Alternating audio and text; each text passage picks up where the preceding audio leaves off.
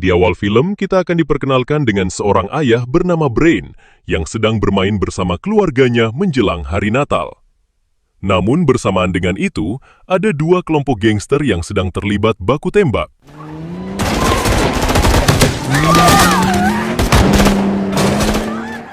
Dalam insiden ini, ternyata anak Brain terkena peluru nyasar dan membuatnya harus meregang nyawa.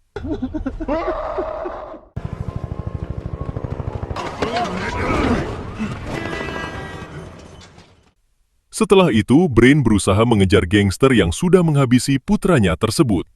Di sisi lain, kedua gangster yang tadi masih terus saja baku tembak untuk saling melumpuhkan. Sampai pada akhirnya, gangster yang memakai mobil oranye berhasil ditumbangkan.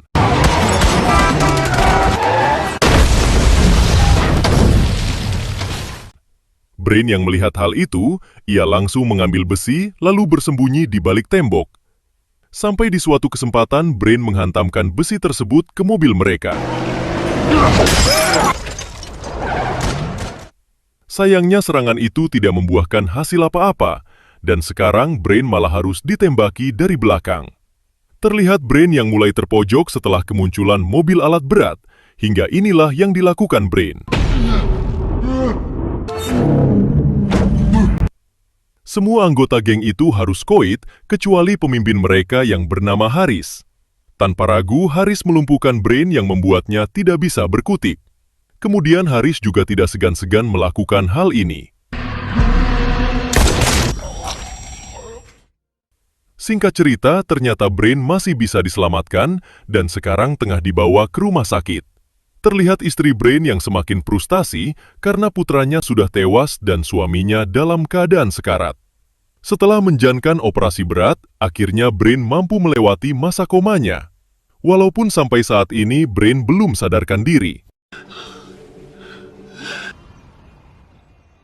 Tak lama kemudian, datang seorang detektif bernama Angga menghampiri Brain.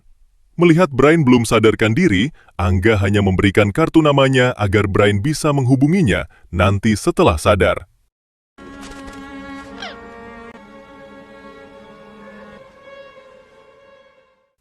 Beberapa hari berlalu, Brain akhirnya sadar walaupun keadaannya masih sangat memprihatinkan.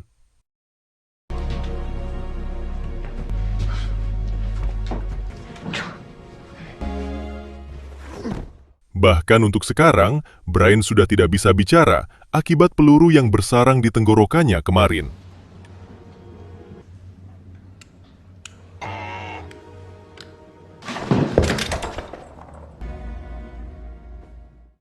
Singkatnya, Brain diizinkan pulang dari rumah sakit. Di tengah perjalanan pulang, Brain melihat keadaan kota yang tambah kacau akibat ulah dari para gangster yang semakin brutal.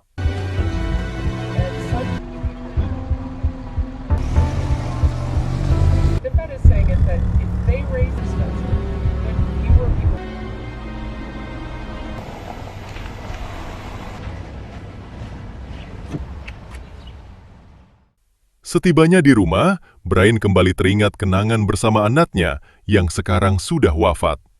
Brain masih tidak percaya kalau putra mereka akan pergi secepat itu, apalagi tewasnya diakibatkan oleh kelakuan para gangster. Saat di dalam rumah, Brain melihat mainan milik sang anak, tentu ia pun langsung menangis sejadi-jadinya.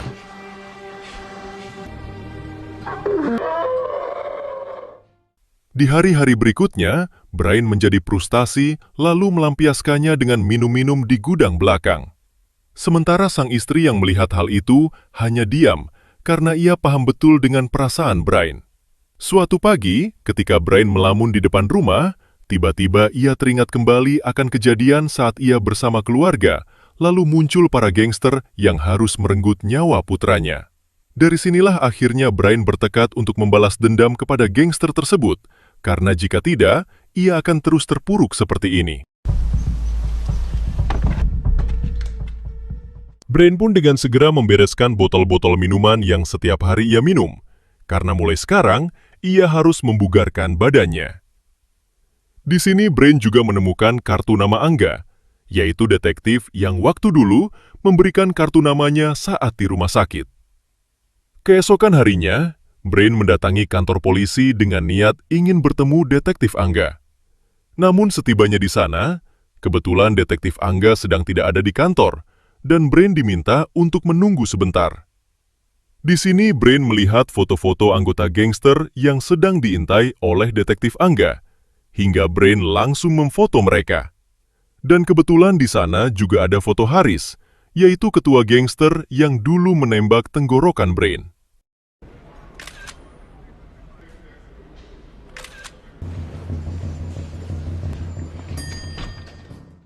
Setelah itu, Brain memutuskan untuk pulang dan tidak jadi menemui Detektif Angga. Setibanya di rumah, terlihat Brain yang memasang foto Haris dan semua anggota gangsternya karena Brain akan membantai mereka.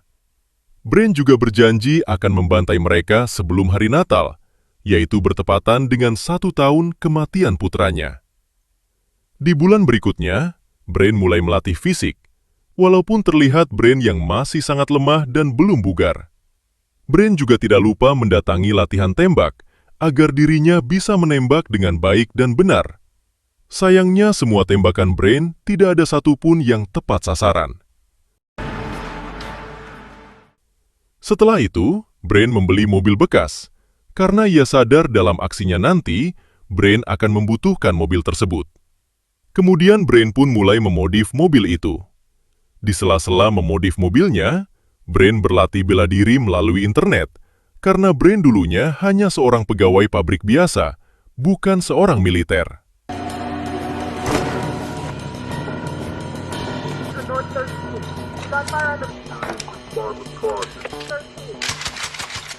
Di sisi lain, sang istri mulai merasa jenuh dengan tingkah Brain. Apalagi semenjak kematian anak mereka, Brain tidak pernah lagi memperdulikannya. Keesokan harinya, Brain yang sudah memodif mobil, ia pun langsung mengetes mobil tersebut sekaligus mengasah skill menyetir.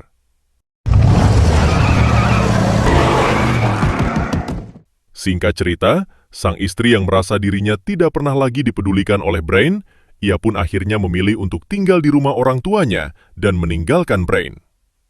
Brain yang melihat hal itu hanya bisa diam, karena Brain sadar kalau selama ini ia memang hanya fokus kepada tekad balas dendamnya saja.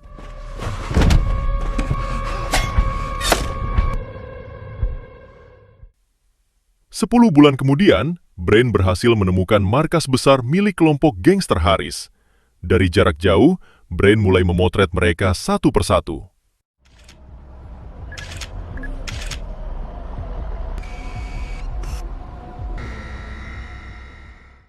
Brain juga melihat ada satu tangan kanan Haris yang sepertinya dialah orang yang menjalankan bisnis barang haram serta memegang keuangan gangsternya. Di hari-hari berikutnya, Brain terus mengasah skillnya dengan selalu mendatangi latihan tembak. Terlihat, kali ini Brain sudah sangat mahir dalam hal menembak, bahkan tidak ada satupun peluru yang meleset. Kemudian Brain juga terus melatih skillnya dalam menyetir. Tampak sekarang, Brain yang sangat jago dalam mengendarai mobilnya.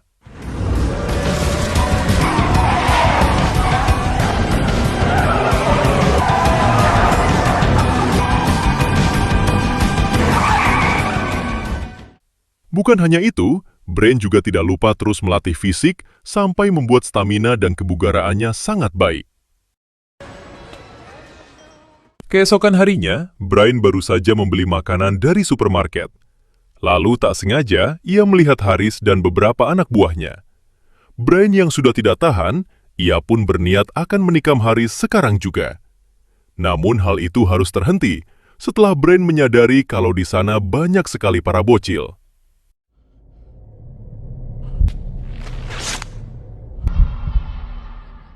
Ketika Brain hendak masuk ke mobil, ia malah ditabrak oleh anak buah Haris.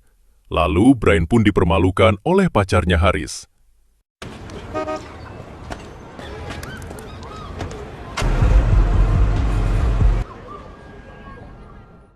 Setibanya di rumah, Brain langsung meluapkan kekesalannya dengan berlatih lebih keras.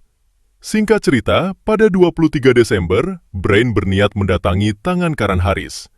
Diam-diam ia masuk ke dalam rumah si tangan kanan, hingga Brain berhasil melumpuhkannya.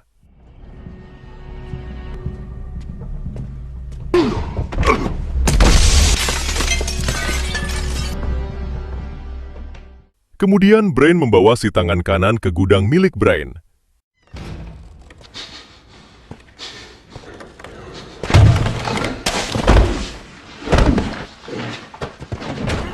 Di sini si tangan kanan diminta untuk menulis semua kejahatan yang pernah dilakukan oleh kelompok gangsternya.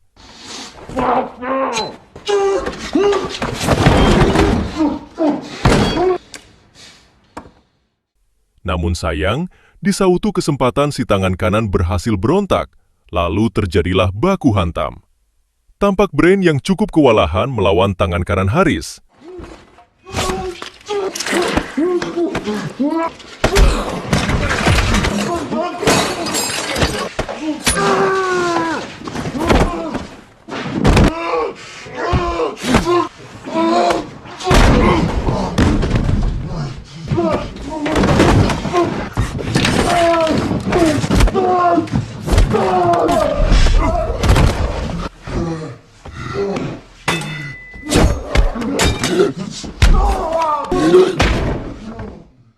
Namun pada akhirnya, Brain pun berhasil menumbangkan si tangan kanan.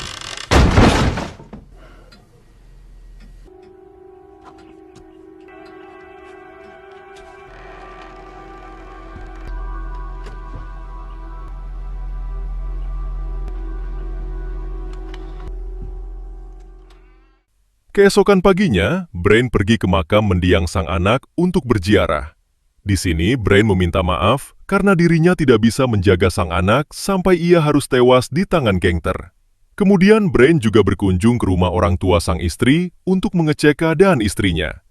Walaupun hanya melihatnya dari mobil, tapi Brain senang karena istrinya baik-baik saja. Malam harinya, di tanggal 24 Desember, bertepatan dengan 1 tahun kematian sang anak, Brain pun akan memulai aksi besarnya, yaitu membantai kelompok gangster Haris.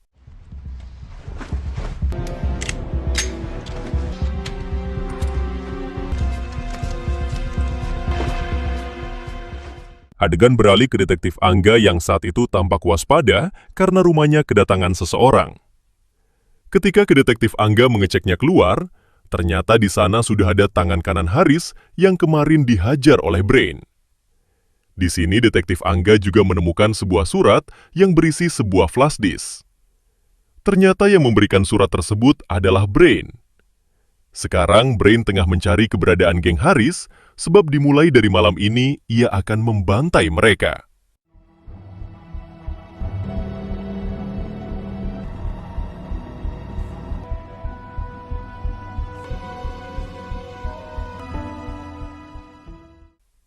Di tengah perjalanan, Brain tak sengaja melihat 2 anak buah Haris yang sedang menghajar warga sipil. Brain yang tidak mau diam saja, ia pun bertekad akan melancarkan kebrutalannya dari mulai menghabisi mereka berdua. Di suatu kesempatan, ketika 2 anak buah Haris hendak pergi, inilah yang dilakukan Brain. Satu orang dari mereka berhasil koit, sementara satunya lagi mencoba menyerang Brain. Namun pada akhirnya, Brain mampu meratakan orang tersebut. 1 jam kemudian, Brain melemparkan bungkusan ke atas gedung dan kebetulan di sana ada anak buah Haris yang sedang berlatih gym. Ternyata yang dilempar Brain adalah jari tangan dari 2 anak buah Haris yang tadi dihabisi Brain. Di sini Haris yang menyangka kalau semua itu adalah ulah dari gangster musuh, tanpa menunggu lama, ia pun mengerahkan anak buahnya untuk menyerang gangster musuh. Singkat cerita, anak buah Haris menyerang geng musuh sampai terjadilah peperangan yang mengerikan. Terlihat di sana juga sudah ada Brain, karena Brain memang sengaja mengadu domba mereka agar saling menghabisi. Namun tak lama, Brain melihat seorang polisi wanita yang kala itu terjebak di tengah peperangan.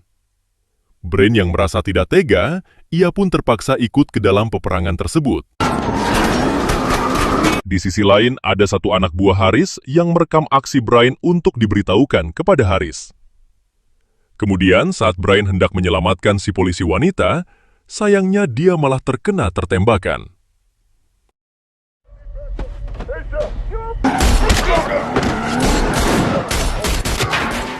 Setelah itu, Brain yang menyadari aksinya tadi telah direkam, tanpa menunggu lama, Inilah yang dilakukan Brian. Sebelum pergi, Brian keluar untuk mengambil ponsel orang tersebut, dan ia juga tidak lupa menghabisinya.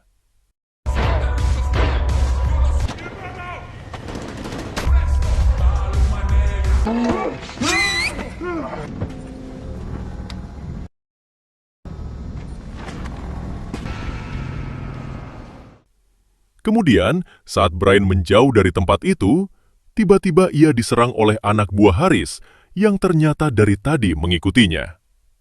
Terlihat anak buah Haris yang satu persatu mampu diratakan oleh Brian. Hingga pada akhirnya, Brian pun berhasil menghabisi mereka semua.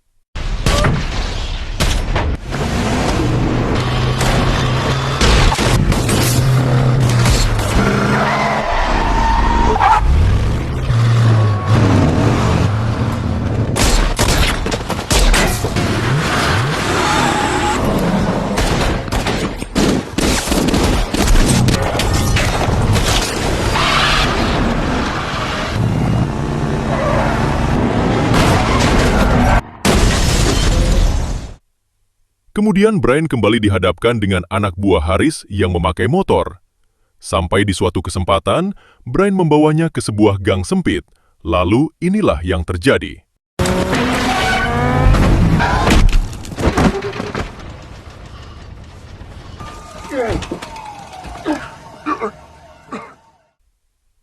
Singkat cerita, Brian pulang ke gudang miliknya, sebab semua persenjataan Brian telah habis akibat baku tembak tadi. Di sini Brian pun segera mengisi semua senjatanya karena Brian akan terus mengincar seluruh anggota gangster Haris. Tak lama setelah itu, Brian mendapat kabar dari ponsel yang sebelumnya ia ambil dari buah Haris, kalau Haris menyuruh anggotanya berkumpul di markas. Haris juga ternyata sudah mengetahui identitas Brian serta sang istri.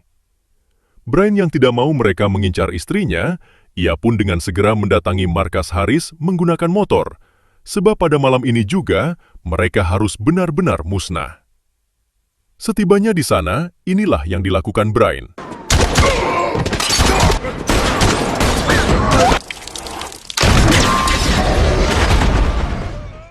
Satu persatu anak buah Haris mampu diratakan oleh Brian dengan cukup mudah.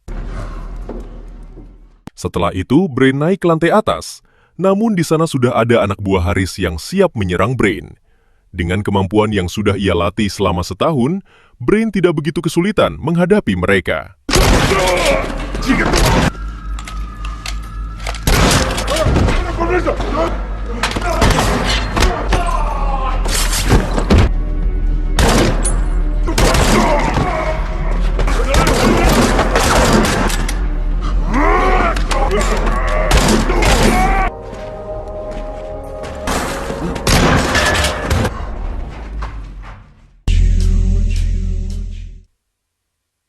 Di sisi lain, Haris dan pacarnya terlihat sedang berdansa karena ia yakin anak buahnya yang begitu banyak pasti bisa menghabisi Brian. Kembali ke Brian yang masih terus saja melawan puluhan anak buah Haris. Mereka sangat berambisi menghabisi Brian, namun Brian begitu sulit untuk ditumbangkan. Singkat cerita, Brian memenangkan pertarungan dan sekarang ia lanjut ke lantai berikutnya. Sebelum pergi ke sana, terlihat Brian yang memasang jebakan bom dari arah yang berlawanan.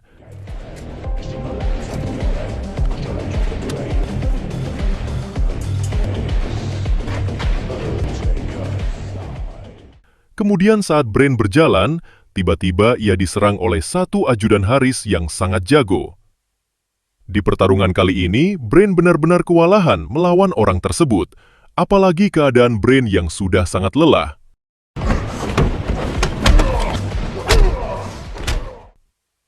Bersamaan dengan itu, datang kembali beberapa anak buah Haris yang siap memburu Brian. Tapi untungnya mereka termakan jebakan bom yang dibuat oleh Brian tadi. Di sini Brian memanfaatkan kelengahan si ajudan dengan cara balik menghajarnya habis-habisan.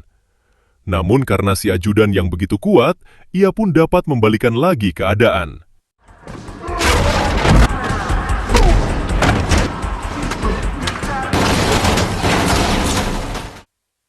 Di sisi lain, ternyata detektif Angga datang juga ke sana untuk membantu Brain dalam menghabisi semua anggota Haris. Tak lama, ia dihadapkan dengan beberapa anak buah Haris, tapi untungnya detektif Angga berhasil memenangkan baku tembak tersebut.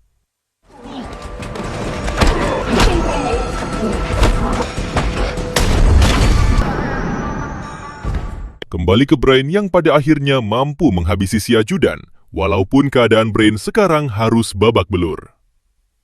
Setelah itu, Brain dan detektif Angga akhirnya bertemu. Mereka berdua sekarang sepakat untuk bekerja sama dalam menghancurkan Haris. Tak lama berselang, mereka berdua diserang oleh seorang wanita, yang mana wanita tersebut adalah pacarnya Haris. Sampai terjadilah baku tembak.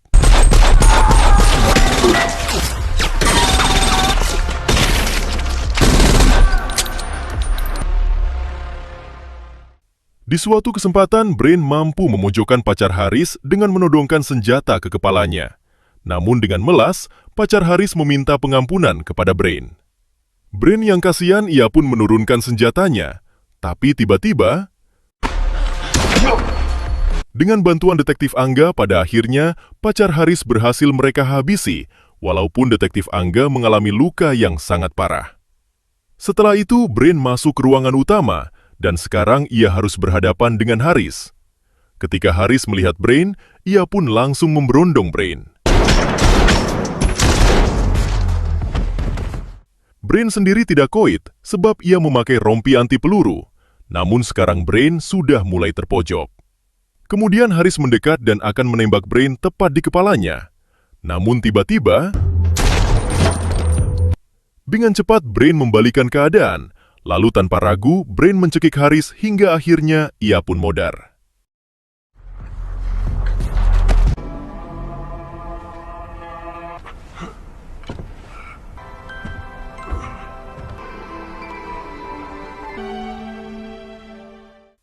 Setelah itu, Brain mulai teringat kembali dengan mendiang anaknya. Bahkan Brain juga sampai membayangkan jikalau sang anak masih hidup suatu hari nanti, sang anak pasti akan diwisuda. Sebab dari dulu Brain sangat ingin sekali anaknya bersekolah setinggi-tingginya. Keesokan harinya pada tanggal 25 Desember atau tepatnya pada hari Natal, memperlihatkan istri Brain yang mengunjungi makam sang anak. Di sini ia menemukan sebuah surat yang sengaja ditinggalkan oleh Brain. Di dalam surat tersebut, Brain meminta maaf karena ia sudah mengabaikan sang istri selama 1 tahun. Tapi untuk sekarang, Brain meminta sang istri agar kembali pulang, sebab semua dendamnya sudah terbalaskan.